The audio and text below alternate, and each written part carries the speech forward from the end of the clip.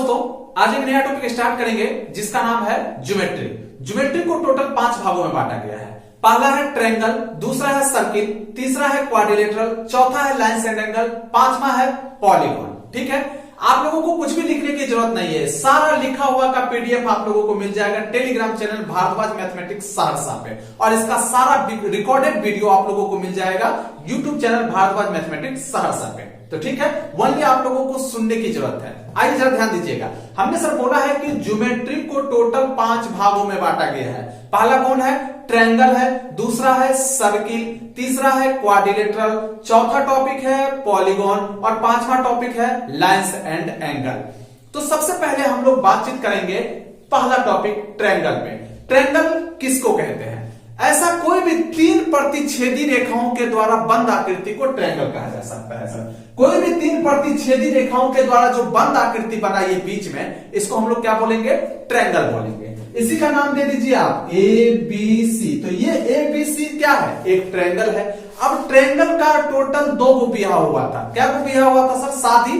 क्या गो शादी हुआ? 2 गो शादी। एक हुआ था ट्रायंगल का भुजा से, दूसरा हुआ ट्रायंगल का कोण से। तो भुजा से जो ट्रायंगल का शादी हुआ, इसमें टोटल 3 बच्चा हुआ। कौन कौन? समबाहु त्रिभुज, समद्विबाहु त्रिभुज, विषमबाहु त्रिभुज। ठीक है, अब कोण से जो ब्याह हुआ था उसमें भी 3 बच्चा हुआ। समकोण त्रिभुज, न्यूनकोण त्रिभुज, अधिकोण त्रिभुज। तो समझ में आ रहा है सर, ट्रायंगल को टोटल कितने भागों में बांटा गया है? 2 भागों में बांटा गया है। पहला है भुजा के आधार पे, दूसरा है कोण के आधार पे। भुजा के आधार पे कितने त्रिभुज है सर? सब में भुजा लगा हुआ रहेगा। बाहु मतलब भुजा होता है। अब देखिए ना, समबाहु त्रिभुज है। समबाहु मतलब भुजा, यहाँ भुजा भी लगा सकता था। सारा भुजा के आधार पे जितने भी त्रिभुज है उसमें क्या लगा हुआ रहेगा? बाहु लगा हुआ रहेगा।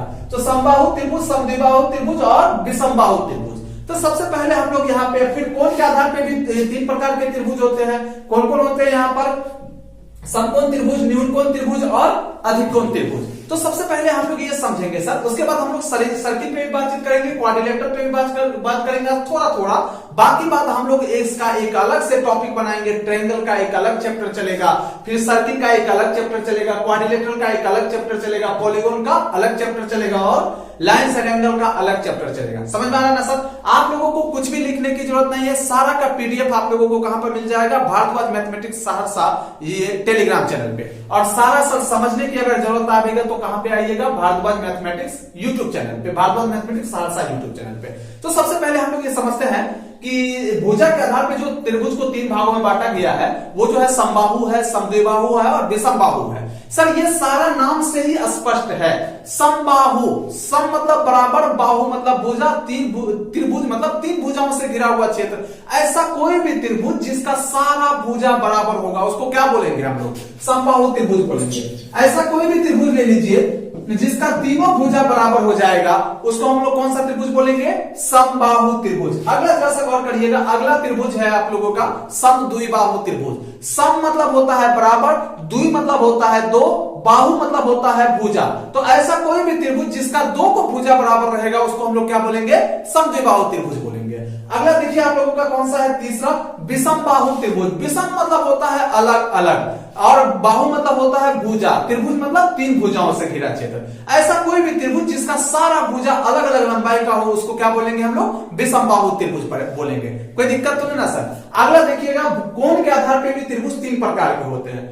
पहला कौन सा है? समकोण त्रिभुज। तो ऐसा कोई भी त्रिभुज जिसका एक कोण भी सर अगर 90 डिग्री का हो गया तो उसको कौन सा त्रिभुज बोलेंगे हम लोग? समकोण त्रिभुज बोलेंगे। समझ में आ रहा है ना? अगला दूसरा है आपका न्यूनकोण त्रिभुज। तो न्यूनकोण त्रिभुज किसको बोलेंगे? ऐसा कोई भी त्रिभुज ले लीजिए सर जिसका कि प्रत्येक कोण 3 कोण बनेगा उसमें। नहीं समझ में आ रहा है? कोई भी त्रिभुज बनेगा सर 3 भुजा होगा और उसमें कितना कोण होगा?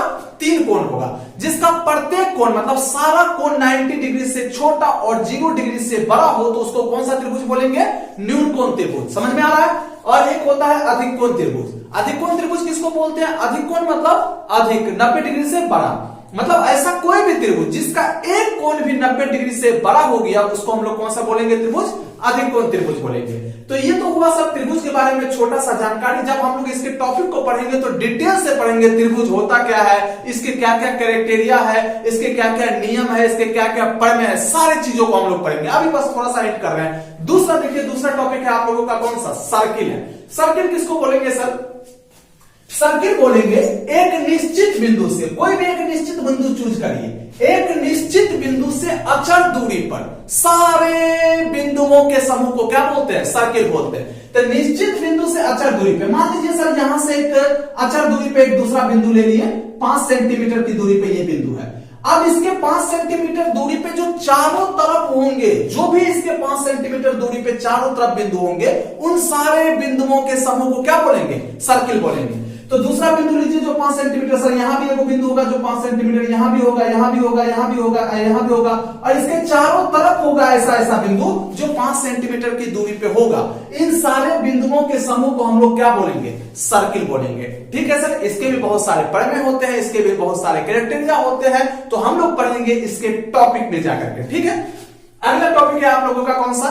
क्वाड्रिलेटरल। क्या है सर टॉपिक आपका? अगला टॉपिक क्वाड्रिलेटरल। क्वाड्रिलेटरल का हिंदी होता है क्या? चतुर्भुज।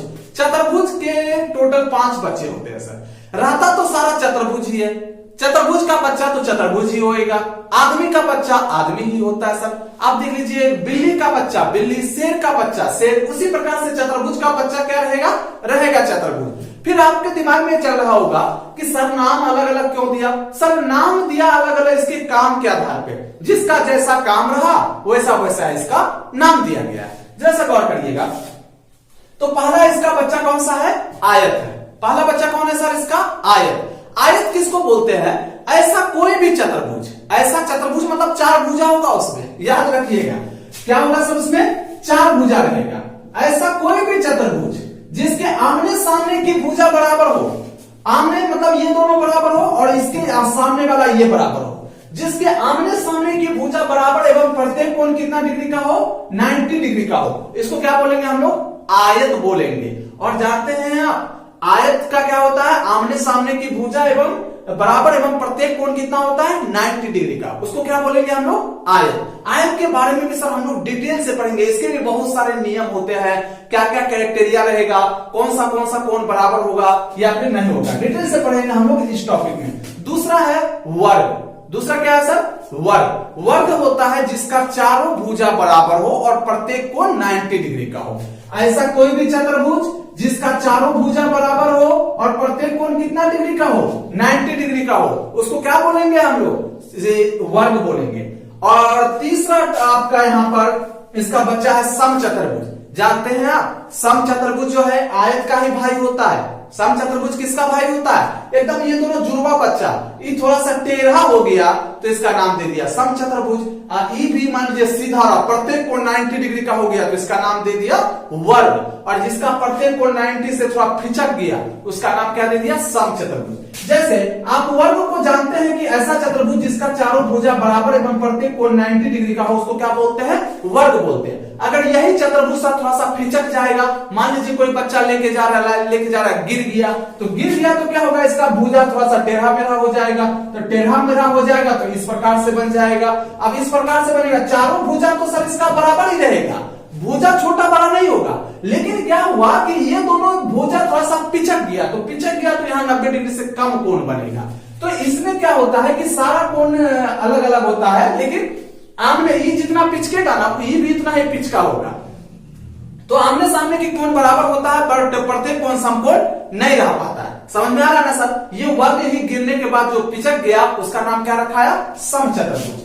आगे देखिएगा, अगला चतुर्भुज होता है समानांतर चतुर्भुज। ये कहिएगा समानांतर चतुर्भुज किसका जुड़वा भाई है? तो आयत का जुड़वा भाई है।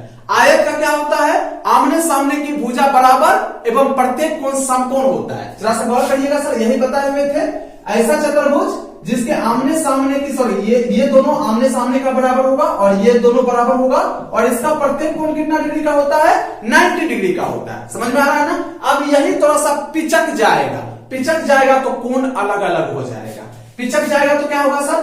ऐसे थोड़ा टेढ़ा हो जाएगा। आमने सामने का भुजा तो बराबर ही होगा, समांतर चतुर्भुज में आमने सामने का भुजा तो बराबर ही होगा, लेकिन इसका प्रत्येक कोण 90 डिग्री नहीं रह पाएगा। लेकिन एक बात तय है सर कि इसके आमने सामने की कोण बराबर रहेगा, क्योंकि ये जितना पिचका होगा ना ये भी उतना ही पिचका होगा, ये थोड़ा सा जितना फैला होगा ये भी उतना ही फैला होगा।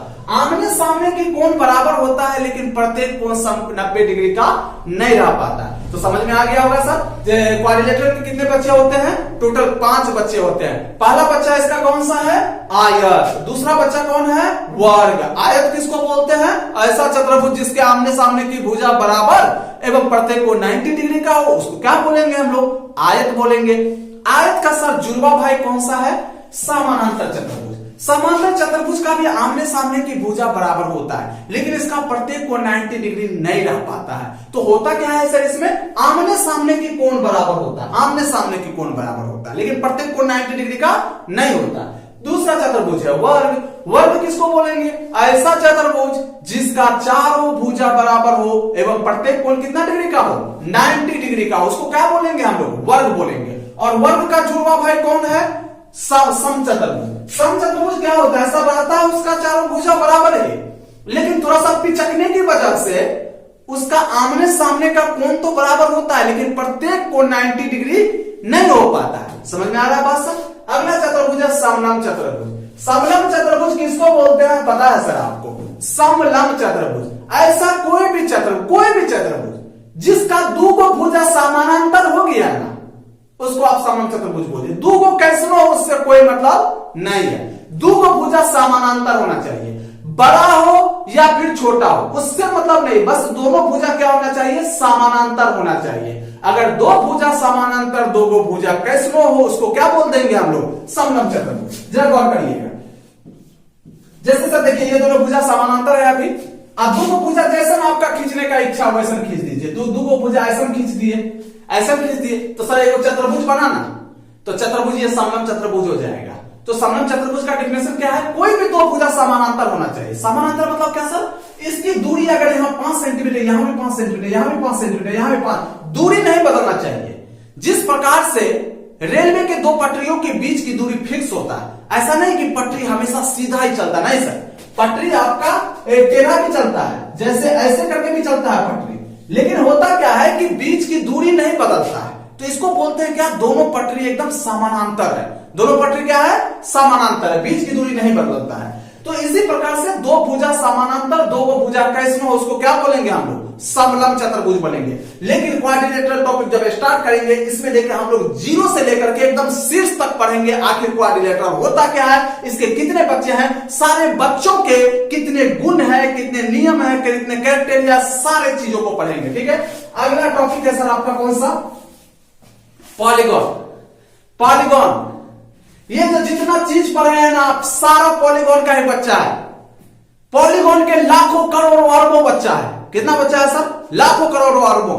ऐसा कोई भी बंद आकृति जिसमें 3 से अधिक भुजा हो, सारा का सारा क्या है? पॉलीगॉन है। जिसमें 3 से अधिक भुजा रहेगा क्या है? पॉलीगॉन है सर। बहुभुज है वो, जैसे त्रिभुज पॉलीगॉन है, चतुर्भुज 4 भुजा है ना, पॉलीगॉन है, पंचभुज पॉलीगॉन है, षष्ठभुज पॉलीगॉन है, अष्टभुज पॉलीगॉन है, 9 भुज, 10 भुज, 11 भुज, 50 भुज, 60 भुज, 100 भुज, 200 भुज, ये सारा का सारा क्या है? जिसमें 3 से अधिक भुजा हो गया बंद आकृति वाला में, सारा का सारा पॉलीगॉन है सर। इसके बारे में भी हम लोग डिटेल से पढ़ेंगे इस टॉपिक में। अगला है आपका लाइन्स एंड एंगल। इसका कोई बच्चा उच्चा नहीं होता है। दो को रेखा फेंक दीजिएगा ऐसे, मान लीजिए कि दो रेखा आपका है।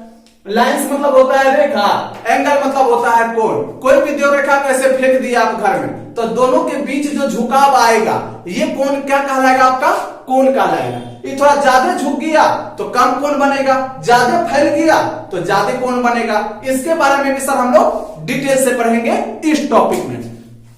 तो एक बार हम फिर से री करना चाहते हैं सर, ज्योमेट्री को टोटल कितने भागों में बांटा गया है? 5 भागों में। कौन कौन? Circle, triangle, quadrilateral, polygon, lines and angle. Triangle किसको बोलेंगे सर? 3 को प्रतिच्छेदी रेखाओं किसी तरह खींच दीजिए, बीच में जो बंद आकृति बनेगा वो क्या है? त्रिभुज है। त्रिभुज कितना शादी किया है? त्रिभुज क्या को शादी किया है सर? 2 को, एगो कोण से एगो भुजा से। कोण से जो शादी किया उसमें भी 3 बच्चा है, और भुजा से जो शादी किया उसमें भी 3 बच्चा। समबाहु, समद्विबाहु, विषमबाहु, भुजा से जो भी बच्चा पैदा लिया है सबका नाम बाहु लगा हुआ रहेगा, और कोण से जो भी शादी हुआ सब जो बच्चा निकला वहां से वो सारा में कोण लगा हुआ रहेगा। समझ में आ रहा है सर? इसी प्रकार से सर्किल है, क्वाड्रिलेटरल है, पॉलीगॉन है, लाइन्स एंड एंगल है। तो आप लोगों को अगर ये वीडियो अच्छा लगता है तो ज्यादा से ज्यादा लोगों तक शेयर करिए।